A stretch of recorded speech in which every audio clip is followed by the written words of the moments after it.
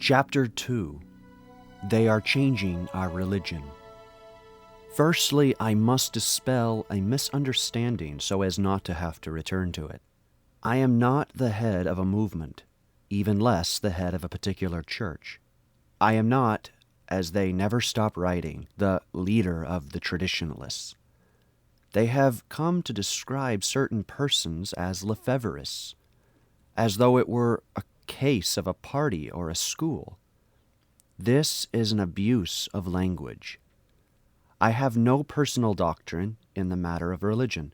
All my life I have held to what I was taught at the French seminary in Rome, namely, Catholic doctrine according to the interpretation given it by the teaching authority of the Church from century to century, since the death of the last apostle, which marked the end of Revelation.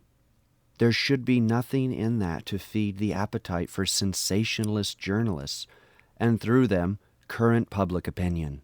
Yet, on the 29th of August, 1976, the whole of France was excited on hearing that I was going to say Mass at Lille.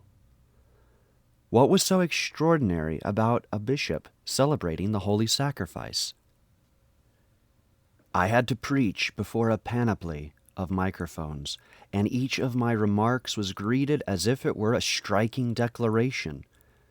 Yet what did I say beyond what any other bishop could have said? There lies the key to the enigma. The other bishops had been for a number of years no longer saying the same things. How often, for example, have you heard them speaking of the social reign of our Lord Jesus Christ? My personal experience never ceases to amaze me. These bishops, for the most part, were fellow students with me in Rome, trained in the very same manner. And then, all of a sudden, I found myself alone. But I have invented nothing new. I was simply carrying on. Cardinal Garon even said to me one day, "They deceived us at the French seminary in Rome." Deceived us in what? Had he not himself taught the children of his catechism class thousands of times, before the council, the act of faith? My God, I firmly believe all the truths thou hast revealed, and that thy church doth teach, because thou canst neither deceive nor be deceived. How have all these bishops been able to metamorphose themselves in this manner? I can see only one explanation. They were always in France, and they let themselves become gradually infected. In Africa, I was protected. I came back the year of the council, when the harm had already been done. Vatican II only opened the gates, which were holding back the devastating flood. In no time at all, even before the end of the fourth session, it was catastrophic. Everything, almost, was to be swept away. Prayer, first of all. Any Christian who has an instinct for God, a respect for Him, must be shocked by the manner in which prayers are now said. Learning prayers by heart, as we did, is now denigrated as parrot fashion. Children are no longer taught the words, nor do they appear now in the catechisms, except for the Our Father, and even that is in a new version of Protestant inspiration, which makes the children address God as tu. To do this systematically is not a sign of great reverence, and is foreign to the spirit of our language, which offers us a choice of styles according to whether we are addressing a superior, or a parent, or a friend. And in the same post-conciliar Our Father, one asks God not to lead us into temptation, an expression that is equivocal at least, while our traditional French version is based on the Hebrew. What progress is there in this? The familiar style of speech has also invaded the whole body of vernacular liturgy. The new Sunday Missal makes it exclusive and obligatory. though one can see no reason for a change so contrary to French style and custom. Tests have been made in Catholic schools with children of 12 or 13. Only a few knew the Our Father by heart, and a few knew their Hail Mary. With one or two exceptions, these children did not know the Apostles' Creed, the I Confess, the acts of faith, hope, and charity, and contrition, or the Angelus or the Memorare. How could they know them when most of them had never even heard them said? Prayer must be spontaneous. We must speak to God out of the abundance of the heart, so they tell us now. And they scorn the marvelous education system of the Church, which has produced and perfected all these prayers, which have been the support of the greatest saints. How many still practice and encourage morning and evening prayers of blessing and thanksgiving at meals? I have learned that in many Catholic schools they no longer want the prayer at the start of the lesson, on the pretext that some of the pupils are unbelievers or belong to other religions, and that it would not do to affront their consciences or display a triumphalist spirit. They congratulate themselves on receiving in these schools a large majority of non-Catholics and even non-Christians, and doing nothing to lead them to God. The young Catholics, meanwhile, must conceal their faith, this on the pretext of respecting the opinions of their schoolmates. The genuflection is now practiced only by a small number of the faithful. It has been replaced by a nod of the head, or more often by nothing at all. One enters a church and sits down. The furniture has been changed, the prie-dieux broken up for firewood. Often seats have been installed similar to those in cinemas, thereby allowing the public to be more comfortably seated when the church is used for a concert. I have been told of the case of the Blessed Sacrament Chapel in a big parish church in Paris, which used to be visited by a number of people working nearby during their lunch hour. One day it was closed for work to be carried out. When the doors were opened again, the prie-dieux had disappeared. On a comfortable piled carpet were deep upholstered seats, evidently expensive, and of the sort found in the reception foyers of big companies or airlines. The comportment of the faithful changed at once. Some knelt on the carpet, but most made themselves comfortable and meditated before the tabernacle cross-legged. The parish clergy certainly had some intention in their minds.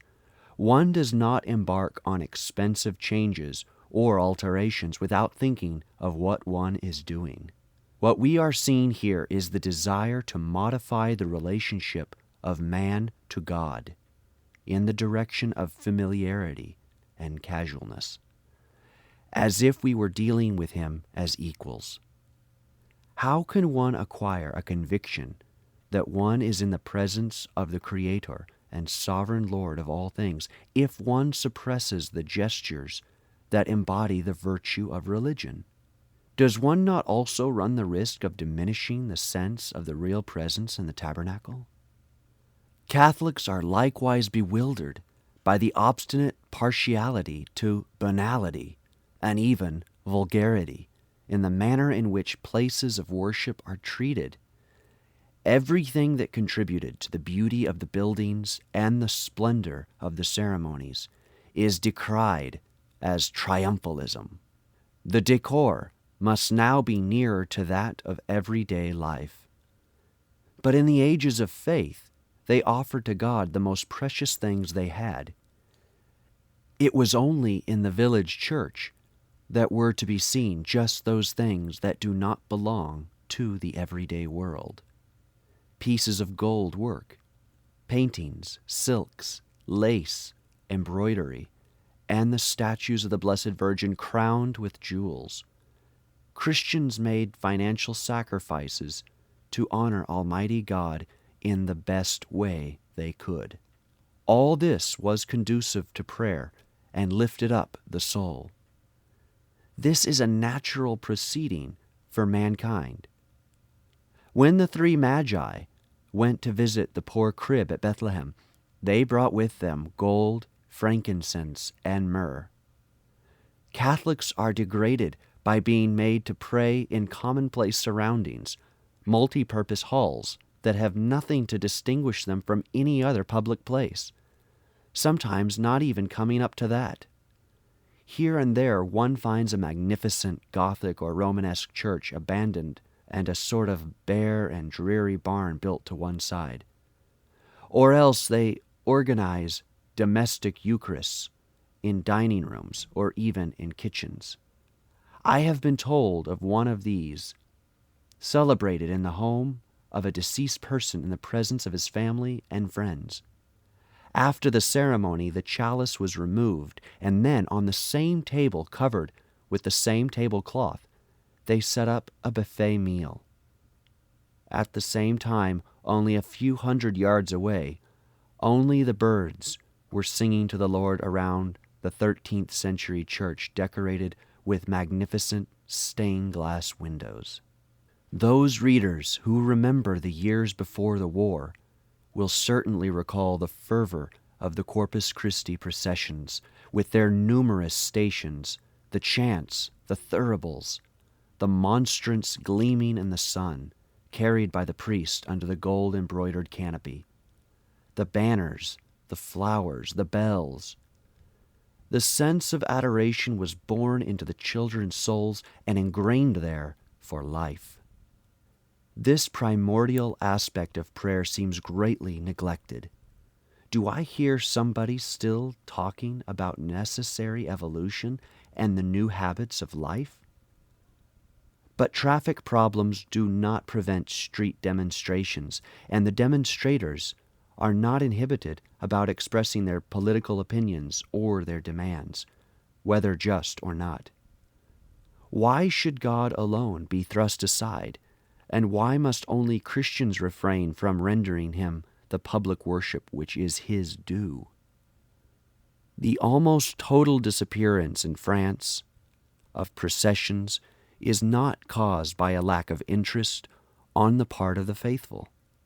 It is prescribed by the new pastoral theory, which, however, is ceaselessly urging the active participation of the people of God. In 1969, a parish priest in the Oise section of France was expelled by his bishop, who had forbidden the organizing of the traditional procession of Corpus Christi. The procession took place nevertheless, and drew 10 times more people than the village had inhabitants. Can one then say that the new pastoral style, which is, in any case, in contradiction on this point with the conciliar constitution on the sacred liturgy, in accordance with the deep longings of those Christians who remain attached to such forms of piety? And what are they offered in exchange? Very little, because services have been greatly reduced. Priests no longer offer the holy sacrifice each day, and when they do, they concelebrate, and the number of masses has diminished accordingly. In country districts, it is practically impossible to attend Mass during the week. On Sundays, a car is needed to travel out to the locality whose turn it is to receive the sector priest. Many churches in France are permanently closed, others only opened a few times a year. Add to that the crisis in vocations, or rather the crisis in responding to vocations, and the practice of religion becomes yearly more difficult. The large towns are in general better served, but most of the time it is impossible to receive communion on First Fridays and First Saturdays of the month, for example. Naturally, there is no longer any question of daily Mass.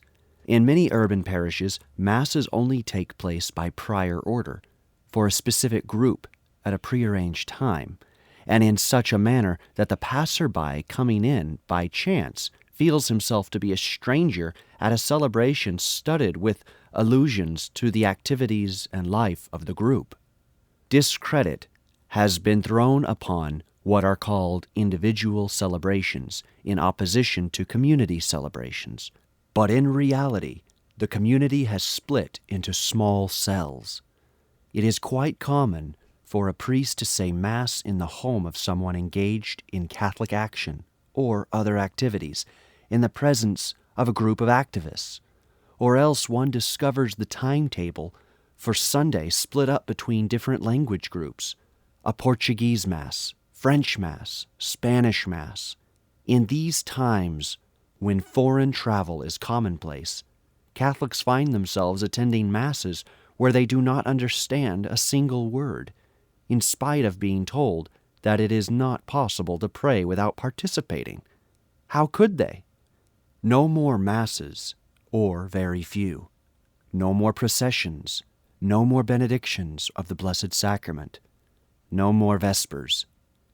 Public prayer is reduced to its most simple expression. Even when the faithful have overcome the difficulties of times and traveling, what will they find to slake their spiritual thirst? I will speak further on about the liturgy and the serious alterations it has undergone. For the moment, let us consider only the obvious outward appearances of public prayer. All too frequently, the atmosphere of the celebration offends Catholic religious feelings. There is the intrusion of secular rhythms with all kinds of percussion instruments, guitars, and saxophones. A musician responsible for sacred music in a diocese of northern France, supported by a number of leading personalities in the world of music, wrote, "In spite of what it is currently called, the music of these songs is not modern. This musical style is not new, but has been played in the most profane places and surroundings, cabarets, music halls, often for more or less lascivious dances, with foreign names. The people are led on to rock or swing. They all feel an urge to dance about. That sort of body language is certainly alien to our Western culture, unfavorable to contemplation, and its origins are rather suspect. Most of the time our congregations, which already find it hard not to confuse the crotchets and the quavers in a 6/8 bar, do not respect the rhythm. Then one no longer feels like dancing, but with the rhythm gone to pieces, the habitual poorness of the melodic line becomes all the more noticeable." What has happened to prayer in all of that? Happily, it appears that in more than one place, people have returned to less barbaric customs. People have then submitted, those who wish to sing, to the productions of official organizations specializing in church music. For them, there is no question of making use of the marvelous heritage of past centuries. The usual melodies, always the same, are of a very different inspiration. The more elaborate pieces, executed by choirs, show a secular influence and excite the feelings rather than penetrate the soul as plain chant does. The words are all new, using a new vocabulary, as if a flood 20 years ago had destroyed all the antiphonaries, from which, even if they had wanted to make something new, they could have drawn inspiration. They adopt a style of the moment and are quickly outmoded, in a very short time being no longer comprehensible. Large numbers of recordings purposely designed for the animation of parishes give out paraphrases of the Psalms and are frankly presented as such, thereby supplanting the sacred text of divine inspiration. Why not sing the Psalms themselves?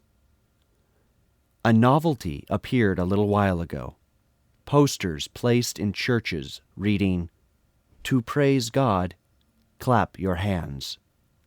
So during the celebration, at a sign from the leader, the congregation raised their hands above their heads and clapped rhythmically and loudly, producing an unfamiliar din within the sanctuary. This kind of innovation, which attempts to put an artificial action into the liturgy, will no doubt be gone tomorrow. It contributes, however, to discourage Catholics and to increase their confusion. Nobody is obliged to attend gospel nights. But what can one do when the few Sunday masses are infected with these lamentable practices? The ministry to the assembly, as they call it, constrains the faithful to adopt these new gestures in which they see no benefit and which go against their nature. Above all, everything must be done in a collective manner, with exchanges or sharing of speech, of views on the gospel, and of handshakes too. People go along with this half-heartedly, as statistics show. The very latest figures indicate a further falling off, from 1977 to 1983 in attendance at the Eucharist, whereas personal prayer shows a slight increase. The pastoral d'ensemble has not, therefore, won the people over. Here is what I read in a parish magazine in the Paris area. From time to time during the last 2 years, the 9:30 a.m. Mass has been in a rather special style, inasmuch as the proclaiming of the gospel was followed by an exchange, for which those present form groups of about 10 persons. The first time this kind of celebration was tried, 69 people joined in sharing groups, and 138 remained outside. One would have thought that with the help of time there would have been an improvement. This has not been the case. The parish team then organized a meeting to see whether or not to continue with the masses of sharing. One can understand how 2/3 of the parishioners who had so far resisted the post-conciliar innovations were not enthusiastic about these improvised chatterings in the middle of Mass. How difficult it is to be a Catholic nowadays. The liturgy in French, even without sharings, deafens the congregation with a flood of words so that many complain that they can no longer pray during Mass. When, then, will they pray? The confused faithful are offered recipes which are always accepted by their bishops, provided that they detach them from Christian spirituality. Yoga and Zen are the strangest, a disastrous Orientalism which, claiming to lead to a hygiene of the soul, directs devotion in false ways. Again, what about the abuses of body language, which degrade the personality by exalting the body at the expense of elevation towards God? These new fashions, along with many others, have been introduced even into contemplative monasteries, and they are extremely dangerous. They show how right are those we hear say, "They are changing our religion."